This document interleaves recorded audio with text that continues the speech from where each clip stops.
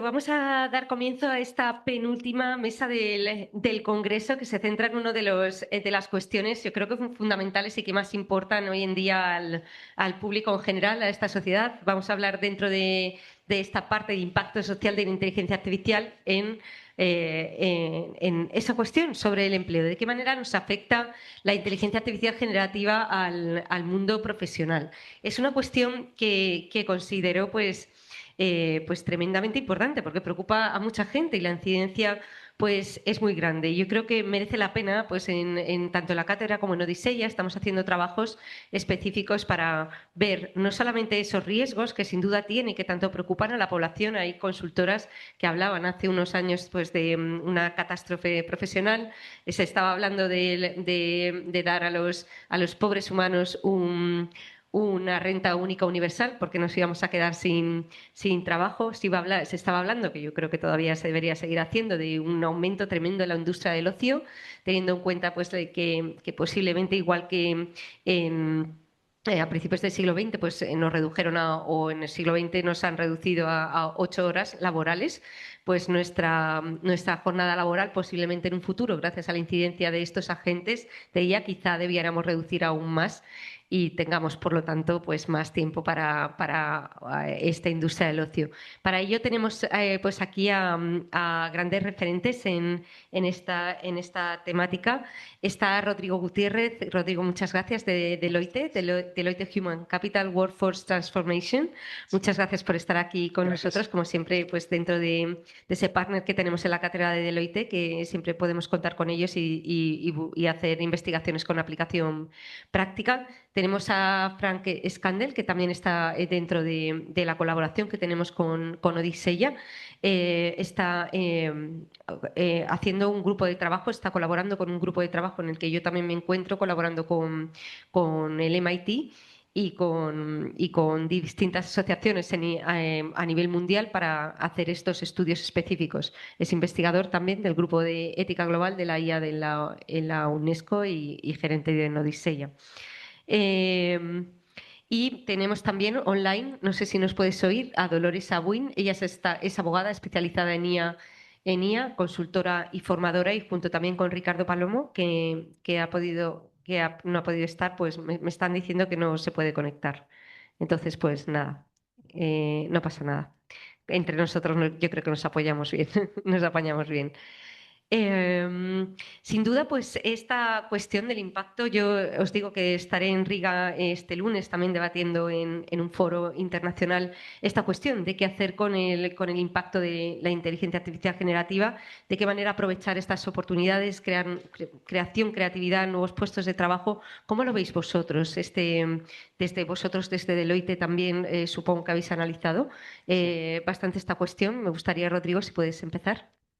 Bueno, Idoia, muchas gracias en primer lugar por la oportunidad y por el espacio. Y efectivamente, ¿no? En Deloitte estamos bastante preocupados y ocupados en entender qué está ocurriendo con el mundo del trabajo. Mismamente nos hemos aplicado el ejercicio en primera persona y hemos intentado analizar cómo nos afecta esto a nivel de las distintas funciones que tenemos dentro de una firma tan grande y multidisciplinar como Deloitte, ¿no? Tenemos abogados, auditores, consultores, tenemos un poco de todo, ¿no?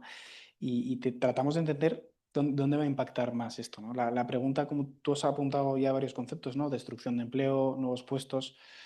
Yo creo que sobre todo el debate se debe centrar en qué tareas seguiremos haciendo nosotros y qué tareas se empezarán a hacer mejor y gracias a las máquinas, ¿no? Pero prácticamente pocos puestos se van a escapar a la disrupción de la IA. Y habrá algunos puestos que estén tan afectados por la adopción de nuevas tecnologías que obviamente, pues, y con honestidad hay que decirlo, los que nos dedicamos a recursos humanos, pues serán roles que desaparecerán, ¿no? Pero al mismo tiempo aparecerán otros muchos, ¿no? Hay informes y hay, bueno, pues la ciencia y los datos empíricos nos ayudan a entender hacia dónde van y cuáles son los órdenes de magnitud. Por ejemplo, el World Economic Forum, pues bueno, ya habla en neto la creación de 92 millones de puestos de trabajo. Así que realmente yo soy un tecno optimista y creo que debemos ver esto con una mirada, como digo, optimista de la situación. Como digo, por pasarle la pelota a mi compañero Frank y hacerlo más interactivo. Sin duda, pocos puestos se escapan a la disrupción de la tecnología y en este caso IA generativa probablemente venga a afectar a muchos de estos puestos. Pero, como digo, visión tecno-optimista de la situación porque muchos nuevos roles van a aparecer y aunque recursos humanos tenga que tener la honestidad de trasladar un mensaje claro de que ciertos roles van a desaparecer, tiene mucho por hacer con los trabajos y con las tareas que todavía son necesarias en nuestras organizaciones. Qué bien, esa visión optimista desde tu perspectiva también me llena de optimismo. A mí es fenomenal. La verdad es que comentaba Rodrigo una realidad. Al final la inteligencia artificial generativa es algo, y la inteligencia artificial en general, y más aún la generativa, tiene una diferencia respecto al impacto de otras tecnologías precedentes, que impacta absolutamente Exacto. a cualquier empresa, Sector. independientemente del sector en el que esté, y dentro de la empresa impacta todos los puestos de trabajo Por primera vez. por primera vez. Y eso yo creo que es algo pues, a tener en cuenta también en la propia estrategia formativa de una empresa, ¿verdad? Sí, sin duda. Bueno, yo creo que es la primera gran revolución o gran transformación que afecta a los trabajadores del conocimiento, ¿no? Por eso te decía al inicio que fíjate si nosotros estamos preocupados por entender cómo nos afecta a nosotros, porque es la primera vez que afecta, como decía Juan antes en la maravillosa intervención desde Buenos Aires, a tareas muy cognitivas y que por ende son las primeras veces que nos vemos amenazados, ¿no? por esta ola de transformación. Así que sí. Se ven amenazados los CEOs y se ven amenazados Sí, sí, absolutamente sí. cualquier, No persona. no debería alarmarnos la idea de que dentro de unos años el director general o el máximo ejecutivo de una compañía que facture muchos millones de euros no sea humano. No debería asustarnos Qué esa idea. frase tan buena para un titular. Muy bien, Frank. Sí, esa frase, quédatela. En este caso, bueno, debo destacar que ahora mismo la experiencia que ha habido en esta investigación sobre las profesiones del futuro, y que son ya las profesiones del presente, de hecho, de parte de Odisei ha sido como un proyecto en la Universidad de Google.org desarrollado a lo largo de 2 años. Por cierto que Ricardo Palomo y Dolores Abuin son parte de mi subgrupo de trabajo, precisamente llamado Profesiones del Futuro.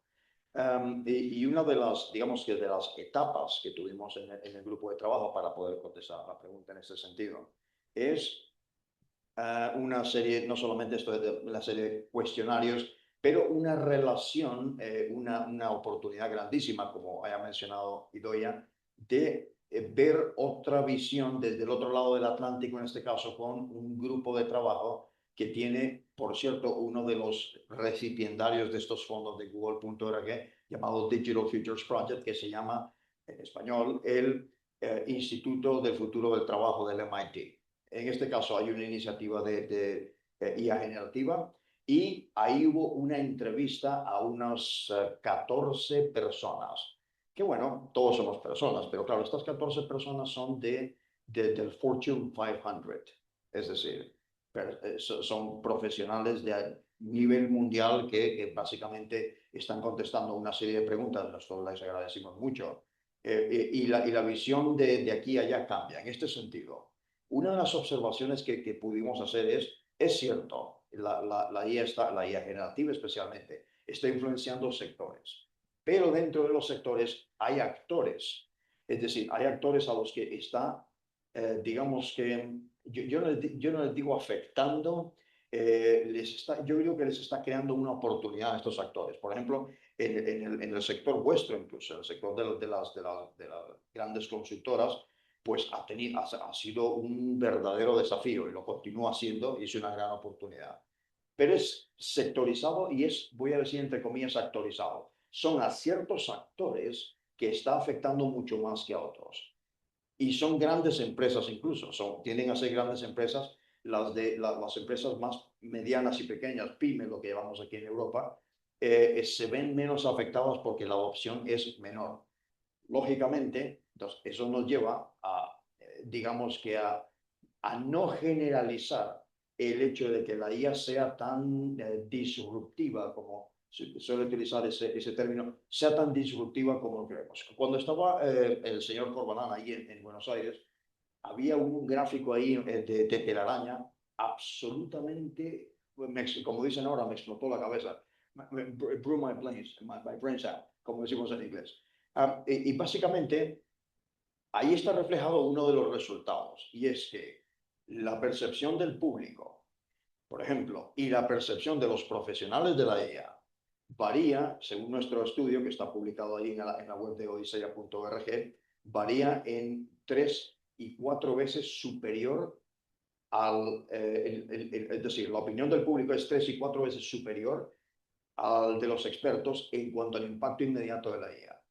Es decir, la máquina de la euforia, que se llama este título de Sina Nadal en el MIT, en este sentido, de que estamos hablando también, el panel anterior estaban hablando al respecto de esta cuestión, de este efecto euforia o hype que se le llama también, que está provocando precisamente de que veamos quizás mucho más o veamos sobredimensionado en los efectos que la IA está teniendo en el mercado laboral en ese sentido.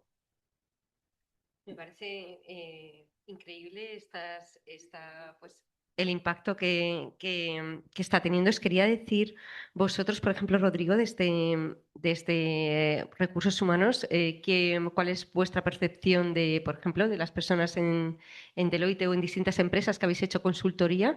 ¿Cuál es la percepción que tienen los empleados en la actualidad, que están sobre este impacto de la inteligencia artificial generativa? ¿Lo están percibiendo con miedo o cuál es la primera visión cuando vosotros vais a alguna empresa a medirle pues esto, el impacto y cómo les puede afectar a sus empleados? ¿Qué es lo primero que veis? ¿Qué es lo que veis? Sí, la primera sensación que experimentamos en general todos, y aquí quizás podemos hablar en primera persona, ¿no? Ante el cambio, es esa incertidumbre y ese miedo ante lo desconocido, ¿no? Y esto ocurre en los profesionales de las compañías, al igual que nos ocurre a nosotros en nuestra vida diaria con cualquier cambio al que nos enfrentemos, ¿no? Entonces, las compañías lo que están viendo es que sus empleados primero abordan una etapa de miedo, después abordan una etapa de adopción con mucho hype, como decía ahora mi compañero Frank, y luego es necesario gestionar la frustración que se produce a la hora de no obtener los resultados que una persona quiere con la IA, porque tendemos a pensar que son superpoderes o que es magia y que nos va a resolver automáticamente todo nuestro trabajo, y esa es una labor también importante por parte del área de recursos humanos, de gestionar esa frustración que se produce cuando ves que sencillamente no es magia, que para que te dé lo que tú realmente necesitas es necesario aplicar cierta metodología, inputs y llamémoslo ciencia, ¿no? Entonces, por responder a tu pregunta de manera concreta, atravesamos muchos estadios como empleados, ¿no? Pasamos del miedo, la curiosidad, la incertidumbre, la sobreexcitación de no parar de usarlo, la frustración por no encontrarnos lo que de verdad vamos buscando. Entonces, ahí el área de recursos humanos tiene un rol muy importante de acompañamiento en toda esa adopción para que sea sostenible y para que realmente tenga un impacto y se traduzca en productividad y en una mejora de la experiencia por parte del empleado, ¿no? Bueno, no sé si quieres añadir. Sí, quería añadir una cosa. No es que sea psicología de bolsillo, ni mucho menos. Está basado en la experiencia laboral que todos tenemos. Ahí nos están viendo ahora mismo, muchas personas jóvenes están viendo ahora mismo a través de Zoom. Y es con este miedo que la IA me va a reemplazar o la IA no me va a permitir entrar en el mercado laboral también, que está sucediendo eso con el nivel junior, etcétera. Vosotros lo estaréis viendo todos los días, vamos.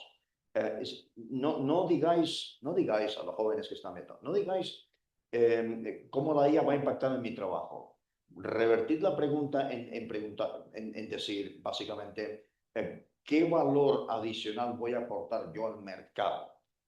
Cuando uno puede contestar esa pregunta, o uno por lo menos se propone contestar esa pregunta, entonces cambia algo en ti y sabes que vas a competir mucho mejor. Bueno, coincido completamente con lo que apunta Frank. De hecho, me atrevería a añadir algún concepto, ¿no? Y es que probablemente en el futuro las empresas no contratarán a una persona como Frank o como yo por lo que sabemos, sino por lo que sabemos y por lo que somos capaces de hacer con nuestros agentes y con nuestras maquinitas, ¿no?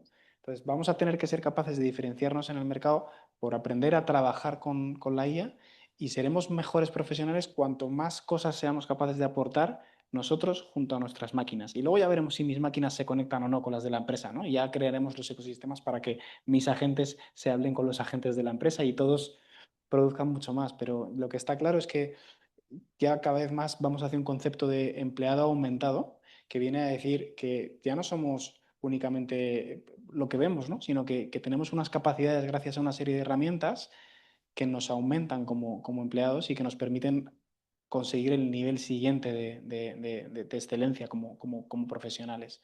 Y esto es clave que lo entendamos, que no queramos competir contra la IA en determinadas cosas, sino que aprendamos a trabajar con ella. Esa cuestión yo creo que es clave también, lo hemos visto a lo largo de toda la, bueno, de la historia breve, perdón, la historia más nueva de la inteligencia artificial. Vimos cómo desde el principio que empezamos a usarla, no estoy hablando de la generativa, me refiero después de cuando ha empezado a florecer de nuevo la inteligencia artificial, hemos visto como la competición pues de Deep Blue contra Kasparov para Finales del luchar siglo contra la XX, sí. IA, bueno, de Lee Sedol contra otro sistema de inteligencia artificial, que ahora no contra AlphaGo, y vemos que pues esa competición de la IA contra el ser humano, pues parece que la necesitamos para seguir teniendo la supremacía humana. Entonces es cierto que hay que intentar romper con esos prejuicios que tenemos y empezar a ver eso, montarte, no querer correr como un caballo de carreras en un hipódromo, sino Es como imposible. montarte sobre el caballo y avanzar Efectivamente. conjuntamente para conseguir un fin mucho mayor del que puede llegar el ser humano, ¿no creéis? O sea, cualquier persona que esté viendo esto será incapaz de leerse todos los documentos que una IA básica, un LLM básico, sería capaz de leer en un minuto. Entonces, como contra eso es mejor no competir, es mejor aprender a trabajar con ello. Un caso, perdón, solamente para Obviamente. un caso de impacto de la social de la inteligencia artificial fue precisamente ese, el de Lee Sedol contra AlphaGo. Sabéis que Go es un juego chino, que China suspendió las relaciones comerciales con Google debido a eso. O sea, ya con eso es un ejemplo clarísimo, histórico de la historia muy reciente, de cómo impacta socialmente, e incluso en este caso casi que geopolíticamente. Estábamos ante un caso en que la máquina innovaba. No repetía, sino innovaba, rompía el modelo chino de imitación y iba un paso más allá. Sin duda, pues rompió los esquemas humanos y fue un problema, otro nuevo problema psicológico para el humano, más bien. Viendo esta cuestión que me parece muy relevante, destacar esta nueva forma de concebir el empleo. eh, ¿Vosotros pensáis, eso otro de los trabajos que estamos trabajando en la cátedra, también estamos trabajando en Odiseya, sobre esta cuestión, me parece muy importante? ¿Vosotros pensáis que actualmente el mundo de la educación, de las universidades, de la formación, está adecuado para, tal y como está conformado en Europa, para enfrentarnos a estos cambios tan drásticos que va a traer la inteligencia artificial agéntica? Sí, en este sentido yo no son palabras mías, es una idea absolutamente genial seguramente está viendo, si no lo verá, de Xavi Delgado, un buen amigo, una persona además muy conocedora del mundo de la educación. Me dice Xavi Delgado, el problema es que estamos centrados en los resultados en vez de estar centrados en el proceso de enseñanza. El proceso de enseñanza ya tenía que haber cambiado en este sentido. Con eso respondo, porque lo dice todo absolutamente. Sí, fíjate, Idoia, yo creo que ya había cierto desacoplamiento entre lo que la empresa requería y lo que el entorno educativo, digamos, por no centrarlo en la universidad, estaba dando. Yo creo que ese gap probablemente con la IA se acrecienta, se hace aún más evidente que hay que repensar las formas de crecer en capacidades, ¿no? Para estar más preparado en el día uno cuando aterrizamos en una compañía. Porque probablemente las tareas, y es que esto es muy importante, hay que hablar de tareas, porque la IA lo que no viene a sustituir trabajo, viene a sustituir tareas. Probablemente las tareas que un colaborador empieza a hacer el día uno en una compañía vayan a verse muy afectadas por este tipo de tecnologías. De modo que el fortalecimiento y la capacitación que como personas debemos estar constantemente buscando debe apuntar muy bien hacia ¿qué valor aporto yo? Como decía antes Frank, ¿qué valor aporto yo si esta parte del trabajo la va a hacer mejor y más rápido y infinitamente con más garantías una máquina? Tú como especialista en recursos humanos, ¿qué es lo que le dirías al ministro de Educación para justo esto, para intentar hacer esta alineación, este alineamiento? Yo creo que es otra de las grandes palabras que tenemos en los temas de inteligencia artificial y yo creo que empieza a ser urgente, ¿no lo crees? Sí, bueno, me parece un poco atrevido que yo me dirigiese a la No, ministra. yo no creo, yo no lo creo que sea atrevido. De hecho, nosotros desde la cátedra y desde Odiseia y desde la Fundación Odiseia for Good que vamos a Sí. crear, lo vamos a hacer. Y no solamente nos vamos a quedar ahí.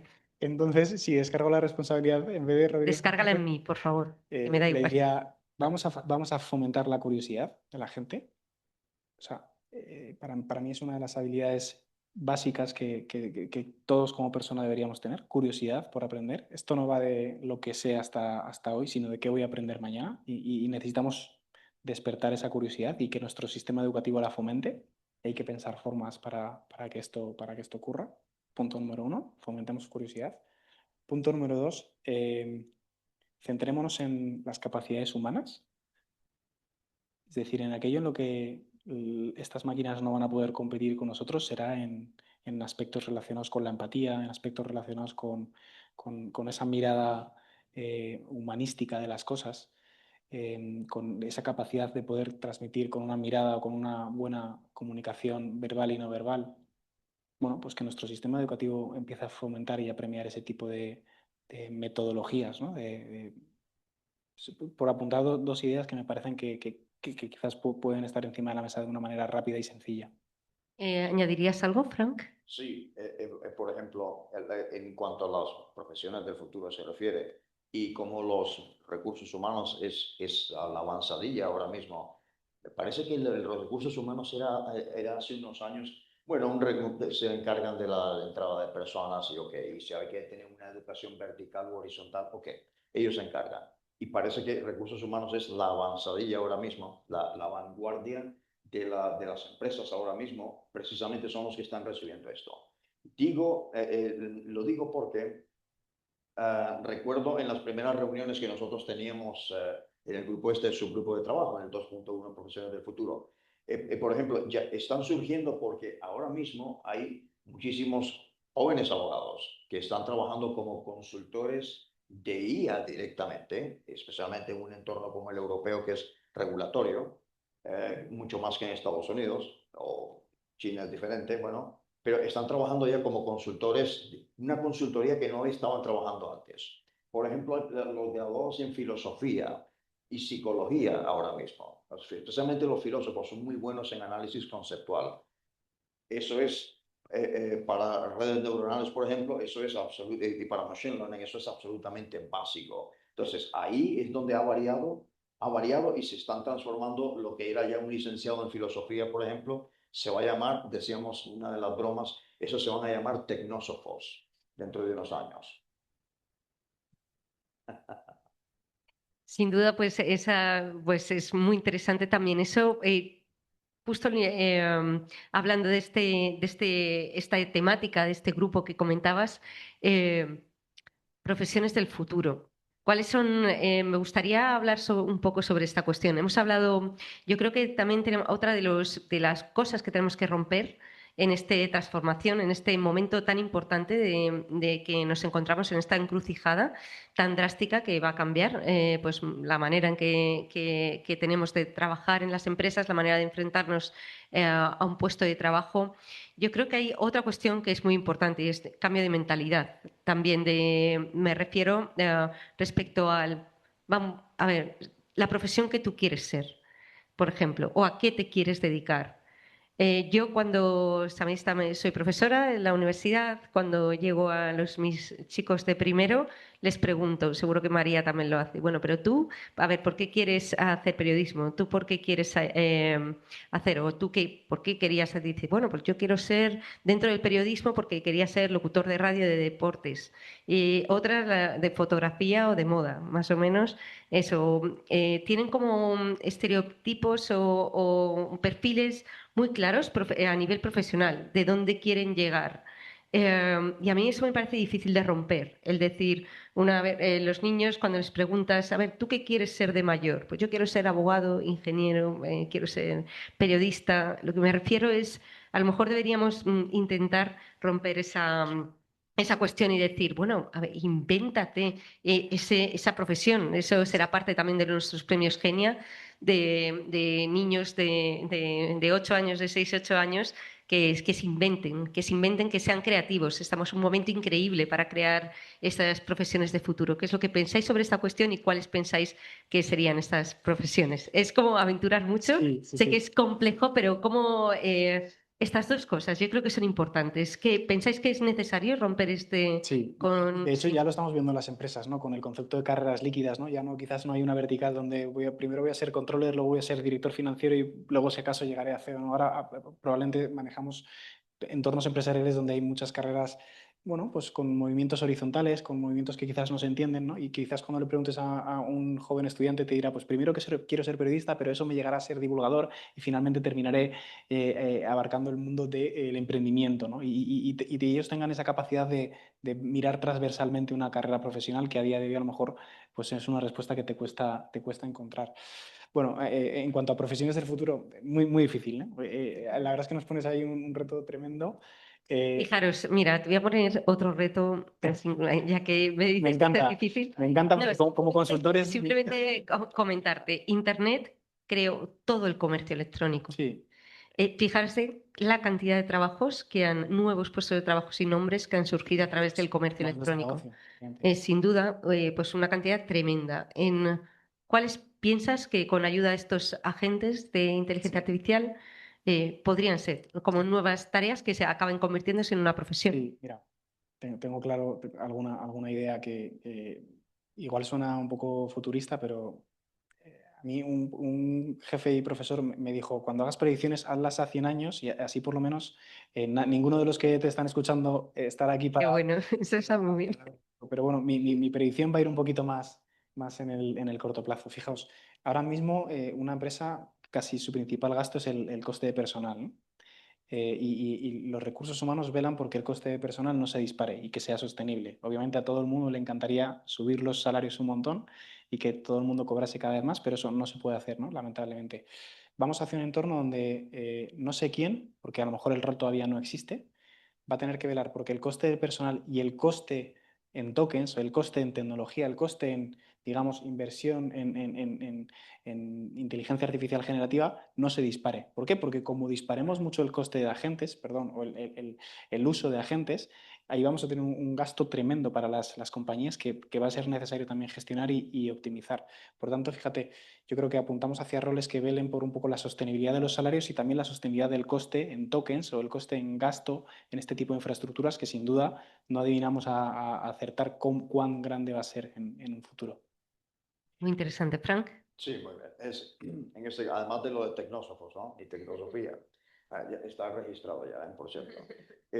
Además de esto, vemos, por ejemplo, en nuestro informe veíamos esa tendencia. Nosotros sí nos aventuramos a hacer a ponerle nombre, lo cual no sucedía con nuestros entrevistados, más de 100.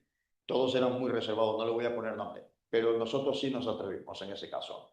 Algo así como auditores algorítmicos, todo tiene que ver con auditoría, consultoría, dirección de proyectos. Había uno que estaba relacionado específicamente en el manejo de los minerales que se emplean para la infraestructura física de los centros de datos, por ejemplo, específicamente para eso, que tendría que ver entonces con un físico, un ingeniero, una ingeniería química, ¿ok? Porque esto viene sí o sí. Y de hecho, eso es uno de los nichos o el nicho que Europa va a tener que admitir, porque ya sabemos cómo estamos, ya lo han discutido aquí antes.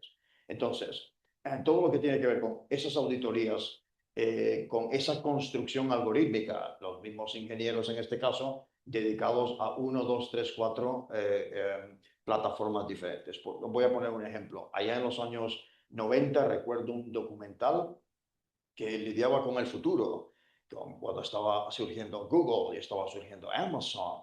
Y entonces, recuerdo, eso fue en 2006, me parece. Y este documental decía de que iban a ser una empresa llamada Google Sound, que Google y Amazon se iban a, imagínate aquello, de Google y Amazon se iban a fusionar de alguna forma, esto es ciencia ficción básicamente, pero que digamos que esa fusión iba a generar una serie de trabajos y les empezaron a poner nombres que eran prácticamente salidos de la biblioteca de Star Trek, por decirlo así. Así que todo lo que tiene que ver con auditorías, con consultorías ¿cómo se llama? Con supervisión legal y algorítmica, ahí hay una serie, hay unos 20 derivados aproximadamente. 100% de acuerdo. Sí. Sí.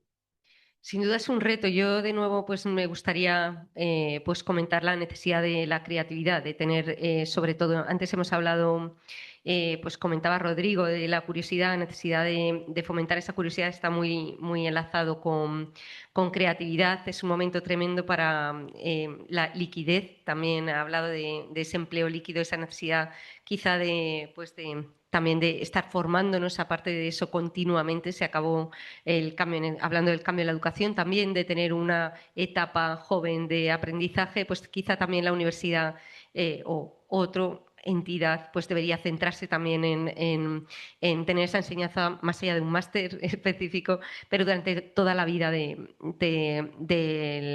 trabajador o de la persona en cuestión. Sin duda las empresas pues tienen que estar, pues obviamente ahora sí que están adaptando bastante la formación a todos los empleados. Yo diría que a todos los empleados de la empresa en esta cuestión de inteligencia artificial generativa.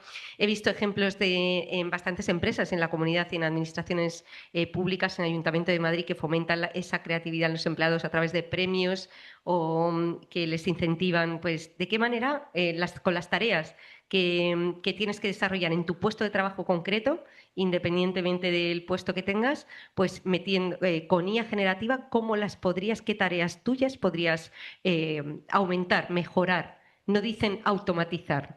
¿De qué manera emplearías? Es decir, hacer partícipe al propio empleado, no que dándole pues el mandato desde arriba, sino haciendo partícipe al propio empleado pues, de ese acogimiento de la tecnología para aumentar sus capacidades, que no perciban que esta IA pues, viene a sustituir, sino a aumentar su trabajo.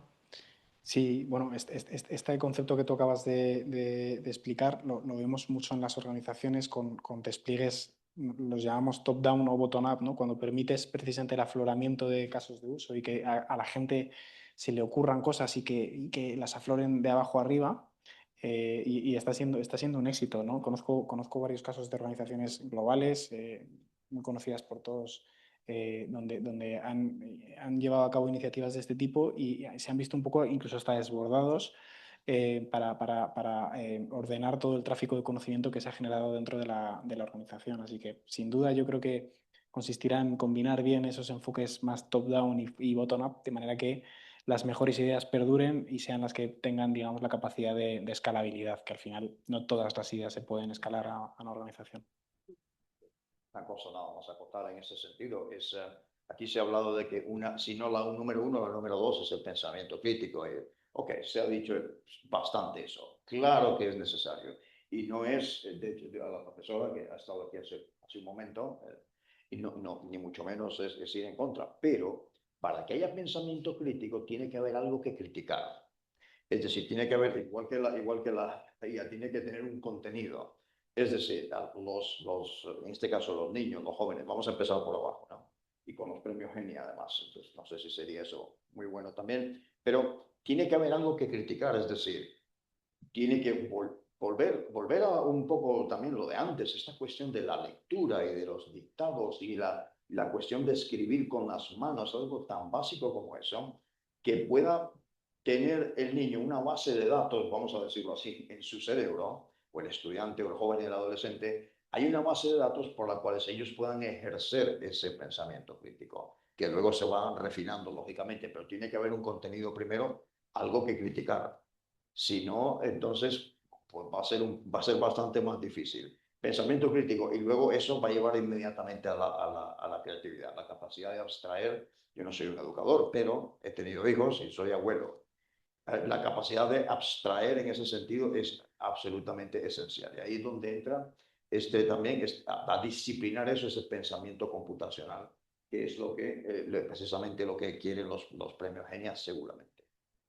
Y sin duda es muy importante esta capacitación que estamos poniendo en marcha en la cátedra también, y sin duda la creatividad que incentivamos a través de los premios también esperamos aportar también un poco en el desarrollo de estas habilidades. Ya para acabar la mesa os quería pues pedir, como he pedido a las otras mesas, pues un minuto en el que digáis pues qué es lo que le recomendáis a un trabajador. No os voy a decir a un joven porque estoy en contra y estoy luchando contra esa idea de que el foco tienen que ser los jóvenes.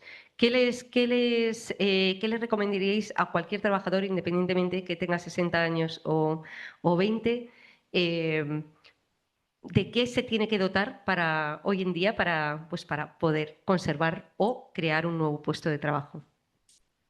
Bueno, pues yo siento ser redundante, ¿no? Pero quizás sea la forma de que cale más el mensaje. Yo hablaría de curiosidad. Les recomendaría que fuese muy curioso. Ese va a ser quizás la fórmula que le lleve a mejorar su empleabilidad, que es un concepto que también me gusta mucho. Debemos velar porque nuestra empleabilidad mejore con el paso del tiempo, y eso pasa por, como decía, tener la capacidad de investigar, la capacidad de ir un paso más allá de no quedarme con el primer prompt, sino buscar el tercer y cuarto prompt, y eso va de mucha curiosidad. Y luego, por añadir una segunda dimensión, aparte de la curiosidad, le diría el concepto de adaptabilidad o gestión del cambio. Creo que debemos trabajar todos en entender que esto no es como hace 10 minutos, que realmente la vida es cambio, como casi apuntaban los estoicos, ¿no? Que fíjate la de años que han pasado, y que todo pasa por tener una capacidad de adaptarte bien al cambio, y de percibirlo como algo positivo, dejar de verlo como una amenaza y, en definitiva, trabajar mucho esos mecanismos internos que se producen en nuestro cuerpo cada vez que nos enfrentamos a algo desconocido. Serían los dos conceptos. Bueno, Rodrigo, perfecto.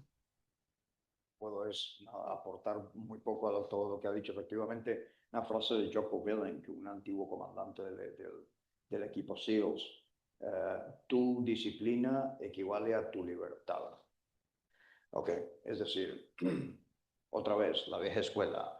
Tú te disciplinas, tú logras ser libre en el sentido ese precisamente de que gradualmente tú llegues a ser pues un emprendedor, pero tendrás que pasar lógicamente por todas esas etapas. Incluso si tienes una persona que tiene mi edad como yo tengo 52 años, ¿ok? Que yo estoy volviendo a educarme ahora mismo, o sea que no estamos ninguno exentos de ello ya. Para Eso es. Muy bien, muchas gracias por vuestras enseñanzas y cerramos la mesa con esto. Enhorabuena. Gracias.